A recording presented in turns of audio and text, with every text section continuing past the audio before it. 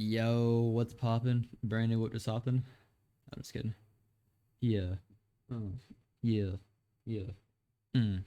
So, all right, man. I'm gonna go over what am I doing? Debugging fundamentals, I guess. I mean, I want to go over everything, but it's like there's just so much to read through, and it's just man, it's just kind of complicated. But anyways, in our previous lesson, we hacked our goal by modifying a variable in memory. Memory modification like this is powerful, but it also has limitations. More complex hacks will often require you to modify the game's code. For example, imagine if we wanted to create a hack would allow us to recruit units for no gold. One way to do this would be to constantly monitor our gold and manually increase it whenever we recruit a unit. Also require you to constantly look for any new units added to the game. And that unit's cost. An easier approach would be to modify the game's code to never decrease the player's money when recruiting. Viewing a game's code as it's running is known as debugging. Understanding and modifying that code to do what you want is known as reversing. You do not have to debug a game to reverse it, but it's very helpful if you can. Tools involved. To debug a game, you can use a tool known as a debugger. The first step in debugging is attaching the debugger to the game you want to debug. Once it's attached, you're able to view the game's code and memory. You're also able to pause execution of the game, change the game's code, and modify registers. We will see an example of these actions in future lessons. Debuggers can cause unintended side effects. For example, if you change the game's code incorrectly, the game can crash. Depending on the game, this can freeze your computer's display. This is another reason to always separate your hacking machine from your personal machine. There are many debuggers, but some well-known ones are IDA and GDB. Other debuggers like WinDebug and Ollie Debug are often mentioned but no longer maintained. In this series, we'll be using an open source debugger named X64Debug. Like any other tool, it's more important to know the fundamentals in the tool. Same approach we will learn while using X64Debug can be applied to any debugger. Assembly and debugging. After attaching a debugger to a game, the debugger will display the game's code. However, this is not the original game's code. Like we discussed in the first lesson, the game is usually programmed in a high-level language like C++. However, the executable running on our computer only contains the opcodes for the CPU to execute. This lack of the original code is what makes reversing difficult. Often games will contain thousands of these opcodes. When assembling a program, each line of assembly code is converted to an opcode. Disassembly is the process in which opcodes are converted back to assembly. Normally, disassembly and debugging are used interchangeably, especially when reversing a game. However, they can be done separately. It is possible to disassemble a program without debugging it. This is known as static analysis. It's commonly done when reversing malware. It's also possible to debug a game without disassembling it. A common example of this would be debugging a program that you have written. In this case, you have the original code and the assembly is unneeded. It's possible to partially recreate the original high-level code from the assembly. This is known as decompiling. However, decompiling is always representative of the code executing. While decompiling is not, decompilers are often forced to guess at the original structure of the code. While these tools can be helpful, they can also lead you down false paths. In these lessons, we will not cover decompiling. Assembly. When debugging and reversing a game, you will mainly be dealing with assembly. Assembly is similar to the first language we covered in the computer fundamentals lesson. Each instruction in assembly does one thing, such as add or subtract. It's not necessary to know every assembly instruction to reverse a game. While it may appear daunting, any assembly code can be understood by going through it one instruction at a time. When debugging, this is known as stepping through the assembly. Often there are many instructions in a game that are not critical to understand when reversing. For example, the CPU has to do several instructions when adding numbers that have decimal values. If we are only interested in the result of this addition, we can skip over many of these instructions. Understanding which instructions can be skipped across comes with experience. Okay, assembly fundamentals. In the previous lesson, we briefly discussed how when debugging a game, you'll be primarily dealing with assembly instructions. There are a large amount of assembly instructions, however, for our purposes, we only need to understand a handful. The purpose of this lesson is to introduce and explain some of the common assembly instructions you will run into while debugging a game. Data management. Like we discussed previously, data is commonly moved from memory into a register. Then operations are performed on this data before it is then moved back into memory. This movement is commonly done using the MOV instruction. I'll just call it move for the rest of the time I'm talking. The move instruction can be in multiple forms. For example, the following instructions move the value in ECX into EAX and move the value 1 into EAX respectively. So it takes the right value and moves it into the left. Well, I guess not value, but registers. So it takes ECX, moves into EAX, then moves the value 1 into EAX. In addition, the move instruction can be used to move data from memory into a register. To do this, we can use a special directive such as dword pointer ds. This tells the move instruction to move the data stored in a memory address into a register. Example below moves the value stored at 0x12345678 into EAX. So dword pointer ds moves this whatever values inside of this memory address into EAX. When dealing with classes, the games will often want to load an address of a value. Game will often store an address in a register and then load the address into another register to retrieve certain variables to a static class. To do this, games will often use or commonly use a load external address instruction. Load external address, dword pointer ds, register ECX, which it has an address just like this, and loads it into EAX. Changing data. Once data is loaded into a register, games will use several instructions to modify the data. The increment and decrement instructions can be used to increase or decrease the value in the register by 1. So increment EAX, decrement EAX. Similarly, the add and subtract instructions can be used to add and subtract from a value in a register. Add 2 to EAX, add EBX to EAX, subtract 4 from EAX. Other operations such as multiplying and dividing are also supported through the mul and div instructions. The mul instruction takes a single value, multiplies it against the value stored in AX. Mul 4, so multiplies 4 by the value of AX and stores it inside of AX. The div operation works the same way. Often games need to manipulate the individual bits of a value stored in a register. To do this, they will use several bitwise instructions. These include the shift left and shift right operations. Shift left and shift right, and the and, or, and XOR operations. The shift left EAX by 2 bits, shift right EAX by 2 bits. I don't know what the and does, or the or the XOR, so it doesn't really say what they do.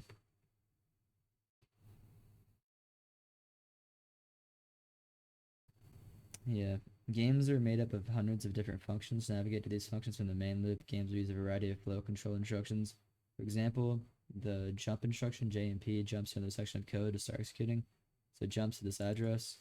Games also use the call instruction to execute a function, call this function. The difference between these instructions will be discussed more in future lessons. For now, the difference is obvious. This calls a function. This jumps to any address within the code. Games will often need to compare a value of a register to another value to determine if an action needs to take place. For example, if a player reaches 0 lives, the game will want to present a game over screen to the player. To do this, games use the CMP, or compare, and test operations. So compare to an EAX, test EAX with EAX. Testing a register against itself, as an example above, has the effect of comparing a register to the value 0. So testing to see if EAX is equal to 0 is what that says. The compare and test instructions are several special flags on the CPU. These flags can be used in combination with conditional jump operations to navigate to sections of the code. Example of the code, the jump, for example, the jump if 0, JZ instruction will jump to a section of code. If the compared values equal each other, the example below would jump to 0x. So compare these two together. If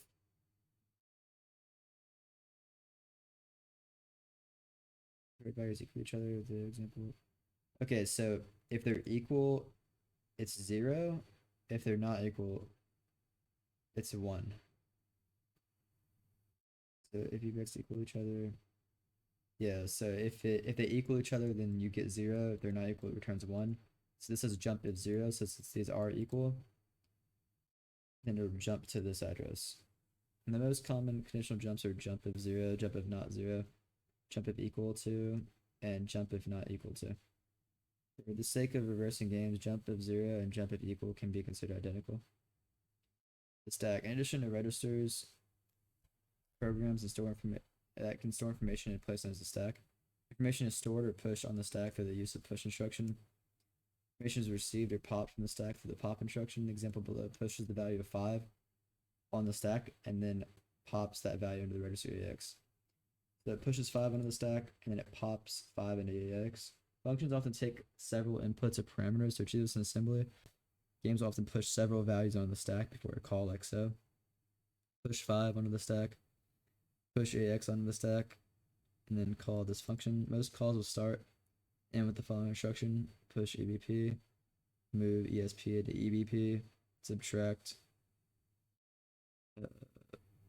dot ESP, leave ret. The first two instructions are known as the function prologue. Set up a stack frame for the function. Each function will have its own stack frame. The last two instructions restore the previous function stack frame and return to the function. So ret is return. Yeah. An example. The example below contains several instructions combined together. In this example, 0x, whatever, represents the memory addresses holding the current player's number of lives. And 0x, fuck whatever, is a function that prints text to the screen.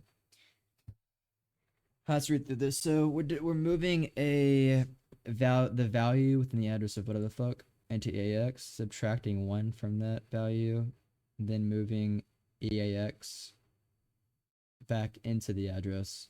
Then we're testing EAX to see if they're equal to each other.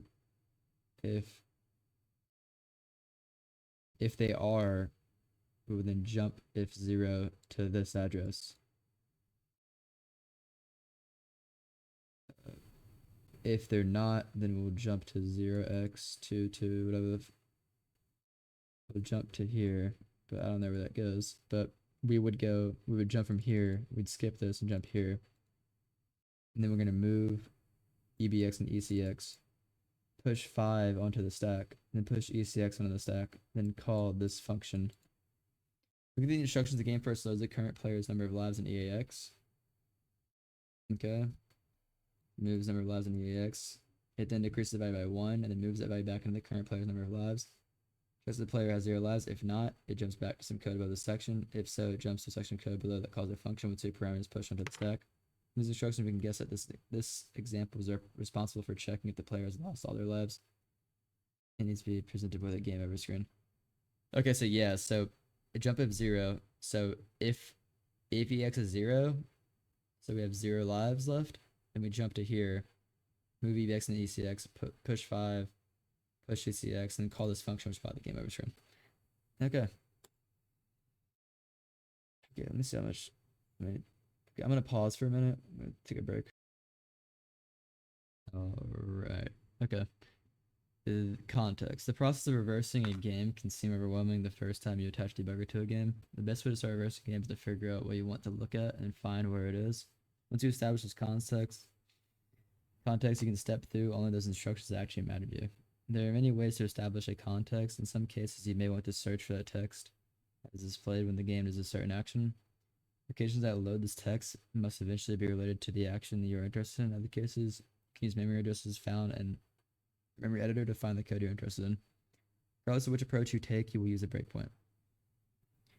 Breakpoints allow the debugger to pause execution of the game at a specific instruction. With the game paused, you can then step through individual instructions and view the game's memory. Instead of breakpoints on any type of memory, this includes memory found using a memory scanner. Breakpoints can be set to trigger both non-conditionally and conditionally. Conditional breakpoints will only trigger if their conditions are met. These conditions can be things like registers having a certain value or the memory that the breakpoint is set on. Changing when a breakpoint is triggered is also known as popping. Memory breakpoints. The best way to illustrate the use of memory breakpoints is through an example. In this section, let's do an example. In this section, we will examine how a memory breakpoint can be used to establish a context. Back in the memory hack lesson, we found the memory location of our gold. We use this memory location to find the game's logic responsible for lowering our gold. We do this by setting a conditional breakpoint on the memory location of our gold, and going into the game to recruit a unit. When we recruit the unit, the breakpoint will pop in execution. We pause the function responsible for lowering the player's gold. This function may look something like below, with the highlighted text or highlighted line representing our pause location. So let's just read through this. So it's moving. I'm assuming it's moving our gold value into EAX. So it's moving the value of our gold from our address into the EAX, moving the value of our deduction into EAX or EBX, and subtracting EBX from EAX. So this value from that value. And then it takes EAX, it moves it back into where our gold is. It's back into our gold address. And then it moves EBX into ESI to probably just get rid of it. First instruction moves the value stored at 0x0, okay, to register EAX. This value was the location we found in a previous lesson for gold. Next instruction moves a hypothetical value for the unit's cost to the register EBX. The game then subtracts the unit's cost from our gold value. Our pause location is responsible for moving the new value of gold back in a memory location that stores our gold value. You may notice that the game did not pause in the subtraction operation. This is because the operation only modifies the value in the register and not the actual value of the memory we set the breakpoint on. Breakpoints will always pause the instruction immediately after the effective memory. Code breakpoint. Sometimes it may be difficult or impossible to find a memory value to set a breakpoint on. In these cases, you can set a breakpoint on a section of code. A common example of this is setting a breakpoint on a text reference and using that to find the top level function we're interested in. Consider a game for which we want to write a wall hack. The game's main loop may look something like this. The game's main loop, void main loop, draw underscore players, draw underscore walls. And the game's draw underscore wall function may look like this. Draw underscore walls, bool succeeded equals load underscore texture, wall underscore texture. If succeed equals false, print error. Finally, the print error function may look something like this. Void print error, print to log, couldn't find a wall texture. One method of writing a wall hack is to remove this game's draw wall function, since there is no variable to use as a memory breakpoint. We'll instead use a code breakpoint. Debuggers allow you to view all the text in the game and all the locations that use that text. For example, with a debugger, we could find the couldn't find wall texture text where it is referenced, and it may look something like this. Move this address in AX, push AX, call the print to log. So yeah, so this is part of, so this is within the print error function.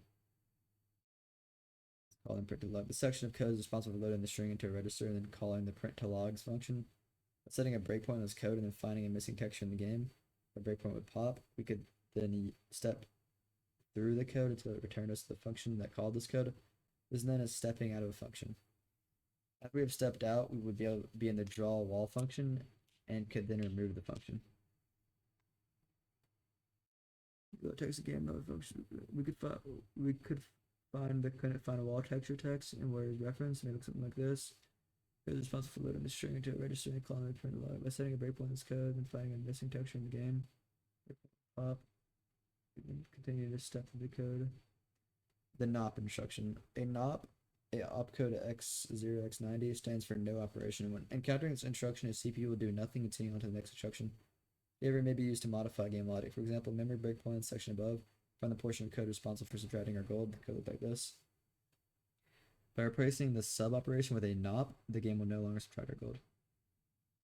So just you basically just right click on this and say NOP. Let me actually pull up a game. Assault Cube said they're using. I don't know. I've never used the x64 debug. So x64 debug.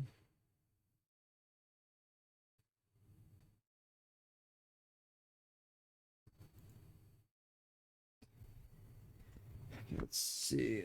Oh, well, this is x64, isn't it? We probably need to use x8, x32 debug. Let me see this on my desktop. x32. Because this is a 32-bit game. So here is Assault Cube. So we can attach a debugger to it. Oh shit, okay, this is fucking cool. I've never attached a debugger. Well, okay, I've attached like cheat engine to games, obviously, right? And that's pretty simplistic. I never actually attached a debugger. This is kind of cool, to be honest. Let me go into a game here. So it says, let's see what it says here. So it says using breakpoints. So breakpoints allow the debugger to pause execution of breakpoints. Best way to illustrate the use of breakpoints is an example. Back in memory hack, we found the memory location of our goal. We use memory location to find. Okay, so let's find the memory location of our health bar. I don't need to load a client.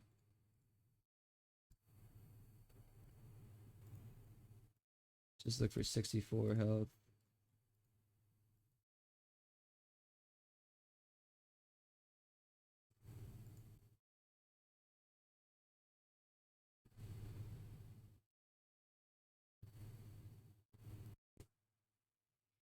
Oh, what the fuck?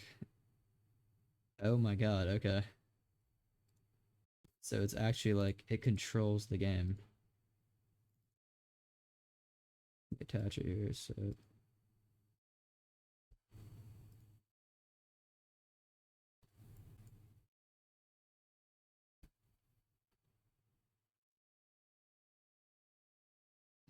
I wonder how you would use this to find, oh shit, a memory map?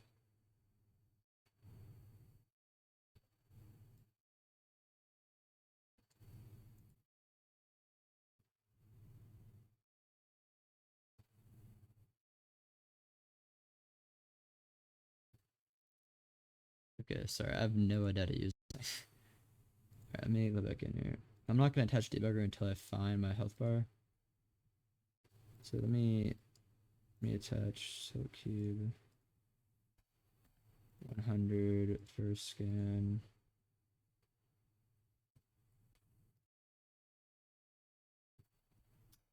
God damn it.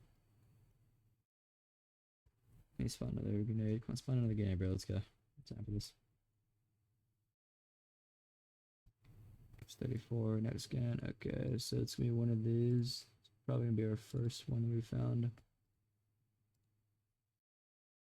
Make sure this is actual health.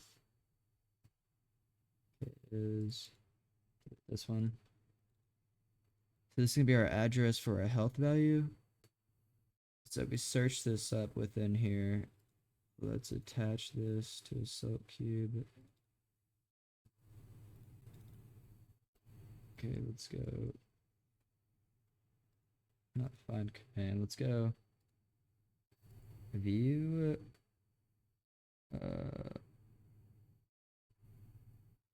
Is there an address search tab? Is if you wanna fuck.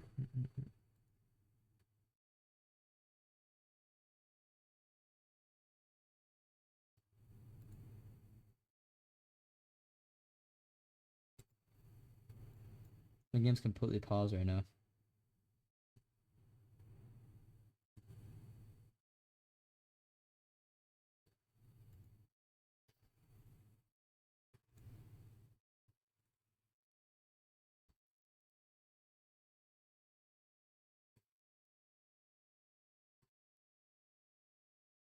Wonder how you would go about searching for values on WinDebugger.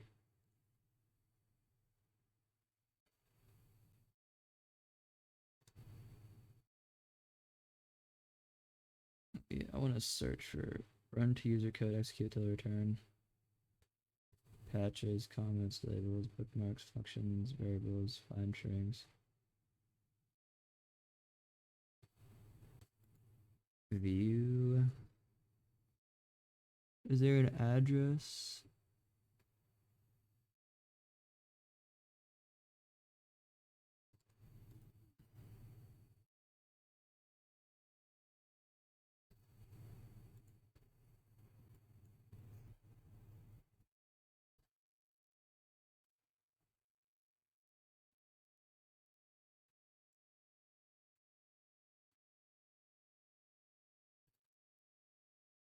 I don't think this is what I'm looking for. Yeah. This is debugger present, processor, feature present. Well, should probably just we can put a breakpoint on. Oh my god, this is kind of cool actually. Call stack.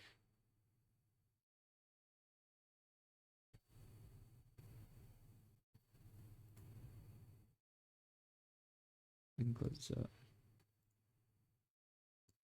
Well, this is probably stopping on pushing EBP. What's going on here?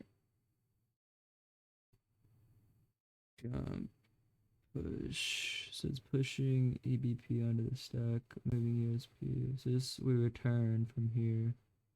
That was return. How did we get here? Step over.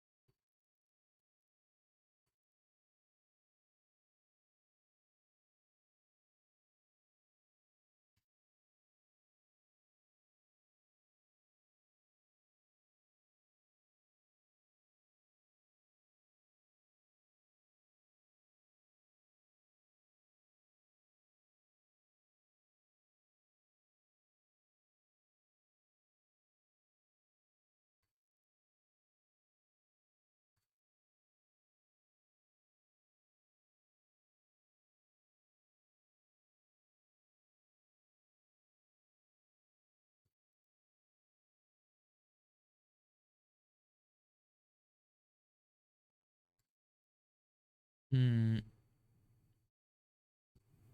Trace into tracing options theme now. Okay, how do you go?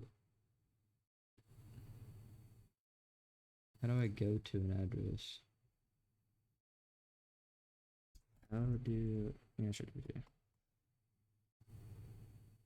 um how to move to an address in when 32 deep or